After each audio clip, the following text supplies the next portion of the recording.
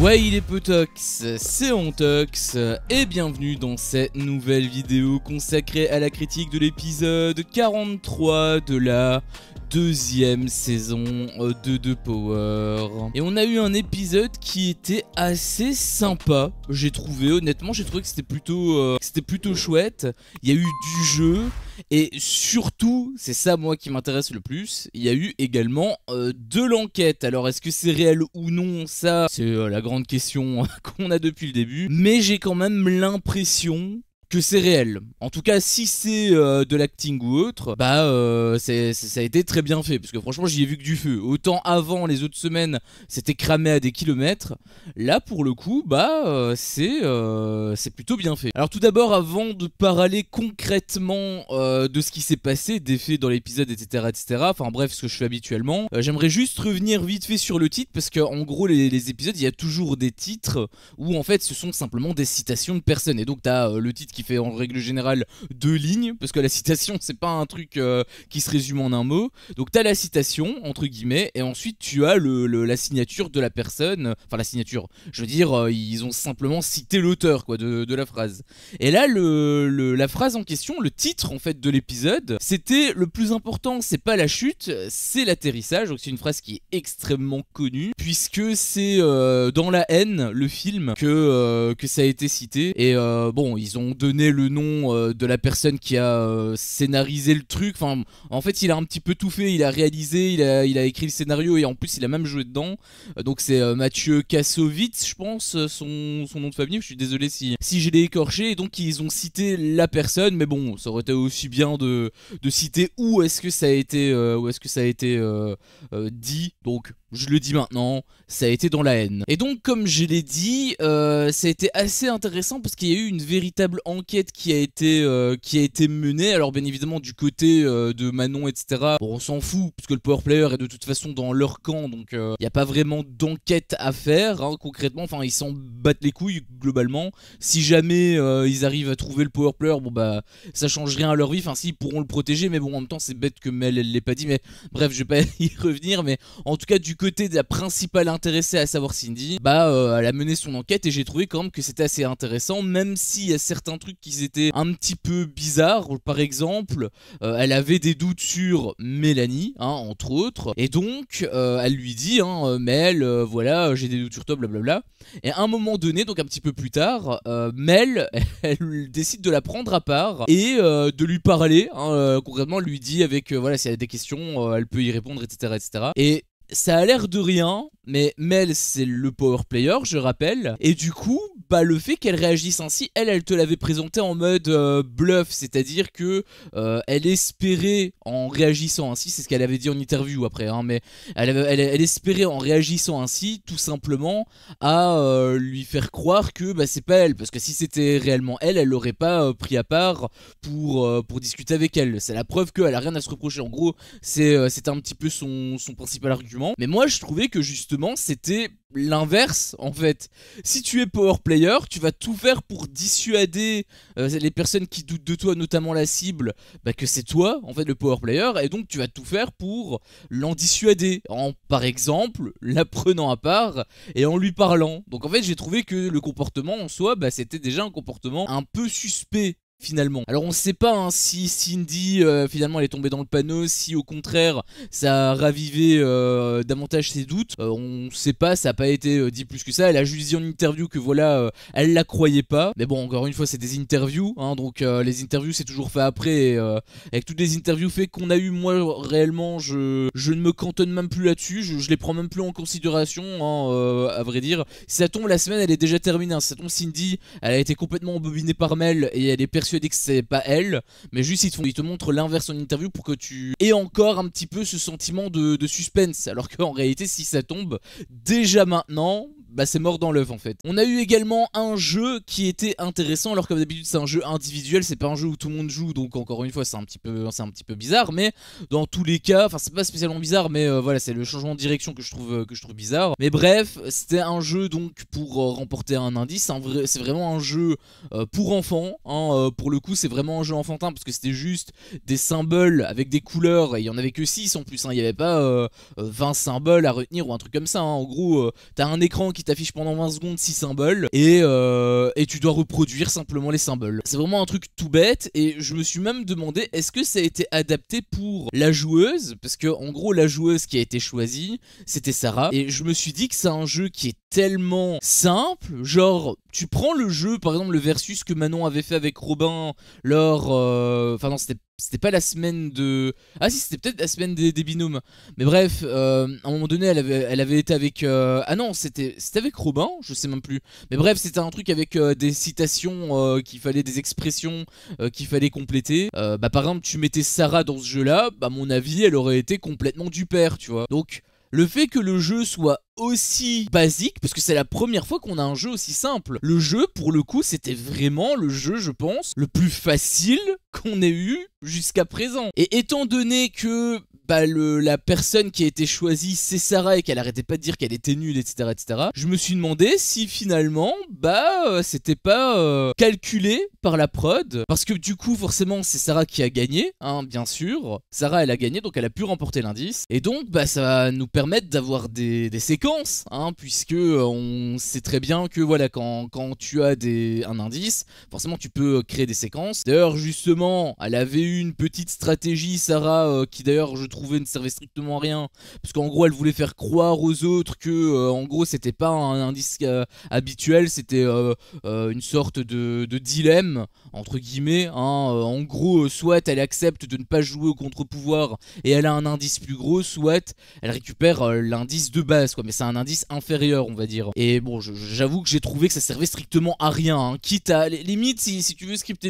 les trucs, limite je préfère les faux indices, tu vois, au moins ça va vite, on se fait pas chier pendant 3 quarts d'heure, parce que je sais pas si ça va continuer à l'épisode de demain par exemple ou des trucs comme ça, je sais pas si ça va continuer là-dedans, mais en tout cas ce qu'elle a fait là, ça pue les séquences d'acting plus tard. Ça pue les séquences d'acting dans les prochains épisodes. Et donc, si jamais c'est réellement le cas, bon peut-être que ça va être éclipsé quelque part, je l'espère, mais si jamais ça a été réellement fait ainsi, bah du coup moi je me poserais des questions. Est-ce que finalement le jeu que Sarah s'est tapé, c'est pas un jeu qui est un peu, entre guillemets, qui la met un peu à son avantage pour lui permettre de récupérer l'indice et donc lui permettre de faire des séquences à dormir debout. On verra dans les prochains épisodes. Là pour le coup on n'a pas assez d'infos, c'est juste une théorie, enfin c'est juste une hypothèse, une possibilité si tu veux, mais j'ai trouvé en tout cas que le jeu était vraiment beaucoup trop facile. Le jeu était beaucoup trop facile. D'ailleurs c'était un petit peu bizarre aussi la fin, parce que bon voilà, t'as 6 symboles, c'est très très basique encore une fois.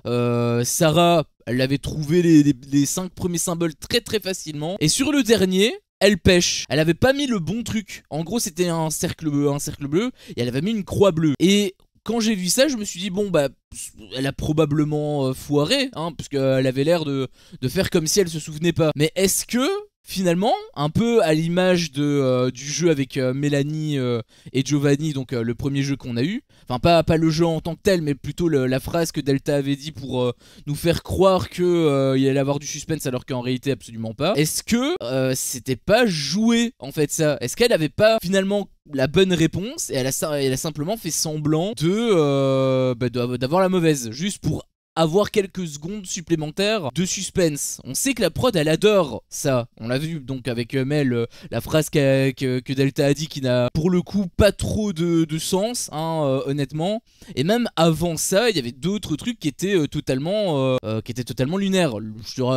Par exemple, pour te donner quelques exemples, le truc de Maïsen où hop elle lève les yeux au ciel à quelques secondes de la fin et bizarrement elle arrive à trouver la lettre du contre-pouvoir. Le truc pareil avec Manon là sur le jeu où tout le monde pouvait jouer, où il y avait le délire des boules, comme par hasard elle arrive à trouver 3 boules vertes, comme par hasard c'est 3 questions qui sont extrêmement simples, et comme par hasard elle arrive du coup à renverser la situation. On sait que la prod adore ce genre de trucs pour créer des surprises à la fin. Est-ce que finalement bah ça n'a pas été du bullshit aussi? Honnêtement j'ai cette impression honnêtement j'ai cette impression, mais ça reste beaucoup plus flou que par exemple l'hypothèse que je t'ai fait avec le jeu adapté pour Sarah. Bon ça il va falloir attendre les prochains épisodes, mais dans tous les cas bon le jeu était sympa, hein, je dis pas, le jeu était quand même chouette, mais c'était peut-être un petit peu trop long déjà, et peut-être que finalement c'était pas si réel que ça. Donc ensuite on a eu l'indice qui était donc un damier, parce que apparemment Mel y joue, hein, apparemment Mel elle aime bien jouer aux dames. Et j'imagine que comme d'habitude, hein, puisque même dans la première saison, hein, c'était exactement pareil, à mon avis, hein, l'indice ne va servir absolument à que dalle, hein, parce que les indices ne servent à rien dans cette émission. Donc je sais pas en tout cas si ça va être utile ou non. La seule chose que je peux dire, c'est que la transition entre le fait que Sarah elle ait gagné le jeu, donc pour remporter l'indice, et le fait qu'elle a pu bénéficier de l'indice, et que donc elle a été dans la salle, etc., etc. Entre temps, il s'est passé des petits trucs, hein, ça a pas été ça a pas été traîné en longueur, mais au contraire justement peut-être que ça a été trop court, parce que le truc c'est que déjà t'as un truc d'Antoine, une réaction d'Antoine qui était trop bizarre, j'ai trouvé. En gros il disait bon moi je vais à peine Sarah elle arrive, il dit bon moi je vais vaquer à mes occupations, il se lève et il se barre, tu vois.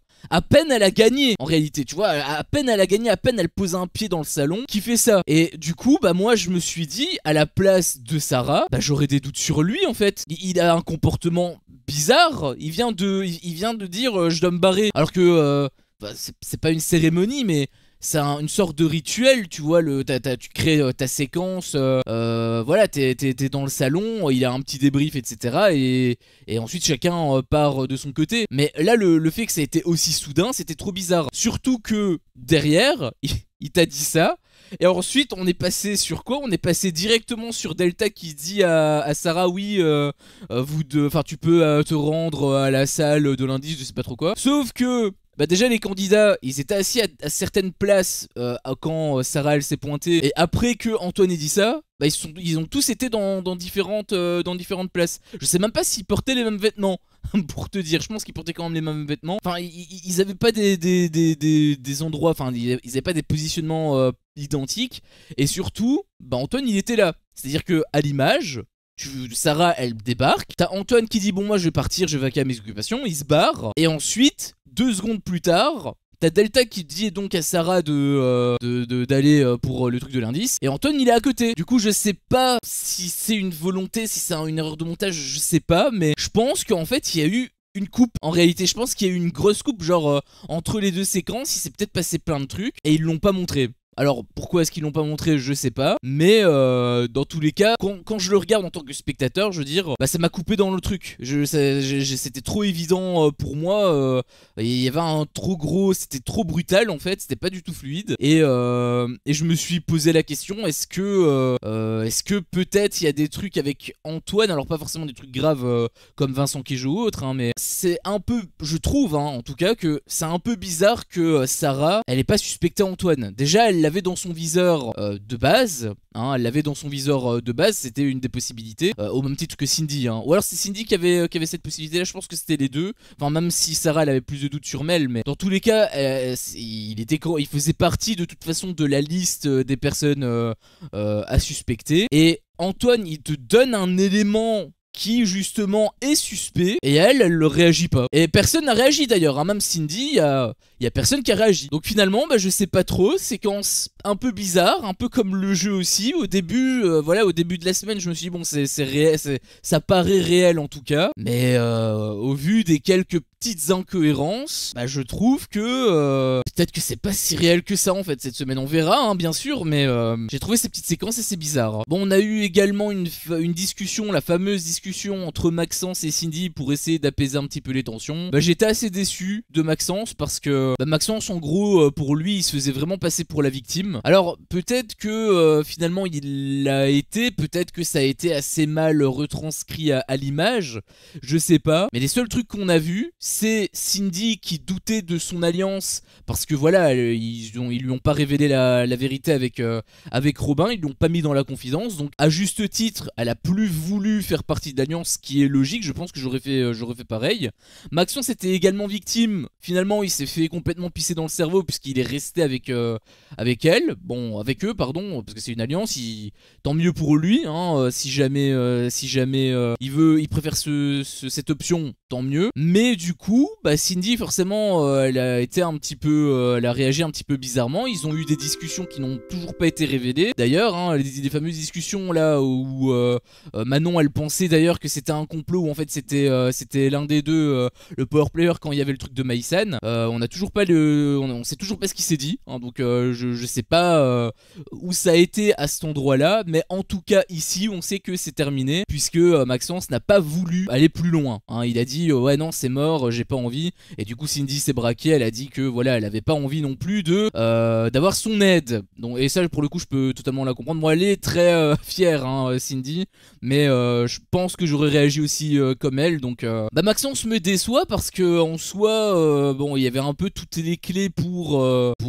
s'émanciper de l'alliance de Manon. Finalement il a quand même voulu rester avec eux au détriment de la personne avec qui il restait le plus souvent dans la villa, donc c'est normal quelque part qu'il y ait eu cette déchirure. Et derrière bah, on te montre une personne qui se fout de la gueule d'une autre personne, donc Maxence qui se fout de la gueule de Cindy, et finalement quand Cindy elle répond, bah il est pas content, la situation elle se retourne complètement sur elle, et là pareil la situation se retourne encore. En tout cas c'est comme ça que ça a été montré à l'image, hein. Peut-être que dans les faits c'est l'inverse, mais à l'image j'ai l'impression que c'est Maxence qui a attaqué Cindy et qui se passait pour une victime, et que là c'est un petit peu pareil, il s'est un petit peu fait passer pour une victime. Donc j'étais quand même pas mal déçu de lui. Bon déjà je m'attendais pas à grand chose parce que c'est pas un candidat que j'affectionne particulièrement par rapport notamment du coup à Secret Story, mais du coup bon ça va pas forcément en s'arrangeant avec ces séquences là, donc je m'attendais pas à grand chose, mais en même temps bah je me disais que peut-être que ça peut évoluer, et finalement bah il a pris toutes les décisions que moi j'ai pas trop apprécié en fait. Je trouve qu'il a pas super bien réagi honnêtement. Et enfin est venue la deuxième cible. Déjà j'ai envie de te dire, parce que franchement je m'attendais pas à ce que ce soit aussi rapide. On a bien vu qu'ils ont rush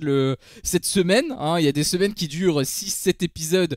Cette semaine elle va durer quoi, peut-être 4 épisodes je pense, un truc comme ça. Du coup c'est assez particulier, mais bon quelque part j'ai envie de dire tant mieux, hein. J'ai pas envie d'avoir des semaines, je préfère avoir des semaines trop courtes que des semaines trop longues. Et donc on a la deuxième cible. Alors on l'a pas réellement en fait, hein. C'est plus la présentation de la scène parce que cliffhanger oblige, hein, bien évidemment. On doit attendre l'épisode de demain pour connaître l'identité de la cible. Et du coup qui sera la deuxième cible, c'est la grande question à se poser. Au début bon moi je dirais que c'est Sarah, hein, puisque voilà, Sarah elle cassait les couilles à tout le monde au même titre que Cindy. Cindy elle a été mise en tant que cible pour cette raison-là principalement, donc ça me semblait logique que ce soit Sarah. Mais il y a Manon qui a fait une proposition que j'ai trouvé plutôt intelligente, parce qu'avant qu'elle fasse cette proposition, j'avais également réfléchi et je me suis dit que ce serait malin de faire ça. Je sais pas si Mel, elle va l'écouter, mais en tout cas la proposition de Manon a été plutôt pertinente, puisque elle proposait en tant que deuxième cible de mettre tout simplement soit Antoine, soit Maxence, pour pouvoir justement un petit peu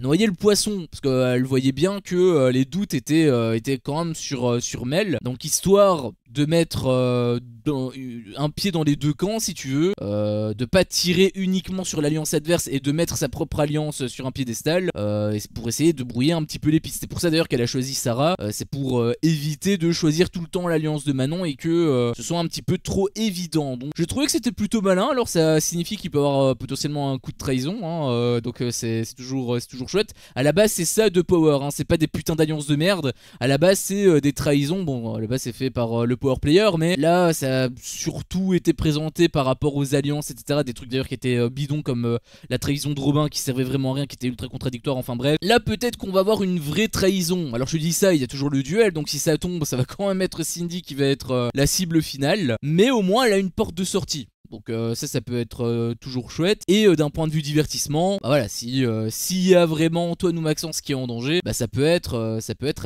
assez sympa. Alors du coup, qui va-t-elle choisir? Est-ce qu'elle va quand même rester sur ses positions? Sarah, ce serait vraiment bête je trouve de sa part. Je pense pas qu'elle va la choisir. Par contre, qui choisir entre Antoine et Maxence? En soi, je dirais que le choix le plus probable ce serait Maxence, puisqu'il fait pas vraiment partie de l'alliance. Mais en même temps, apparemment c'est comme ça que ça a été présenté, je sais pas si c'est du bullshit ou non, mais apparemment Mel est plus proche de Maxence que d'Antoine. Donc le débat est ouvert. Je sais pas vous qui vous verriez en tant que deuxième cible. Moi pour le coup j'avoue que pour moi c'est un 50-50 en fait. Je pourrais pas mettre une personne au-dessus d'une autre. Pour moi ce serait plutôt un 50-50. J'imagine que ce serait plutôt... ça pencherait un peu plus sur Maxence, mais il n'y a aucun élément qui me permet de le déterminer. C'est juste voilà un feeling, mais en soi c'est vraiment un 50% dans les deux camps en fait. Alors du coup qu'est-ce que vous pensez? Est-ce que vous êtes d'accord déjà avec moi dans un premier temps? Auquel cas n'hésitez pas à liker, ou bien au contraire vous n'êtes pas d'accord avec moi, ou alors vous êtes d'accord avec moi mais vous voulez compléter certains de mes propos, rebondir sur autre chose, ou tout simplement me dire qui vous verriez en tant que deuxième cible. Dans ce cas là tout simplement n'hésitez pas à me le dire dans l'espace commentaire. Si jamais mon contenu vous plaît, je vous invite également tout simplement à vous abonner et pourquoi pas à activer la cloche pour ne louper aucune de mes autres vidéos. Merci à vous tous pour votre visionnage et je vous dis à la prochaine pour une prochaine vidéo. Ciao.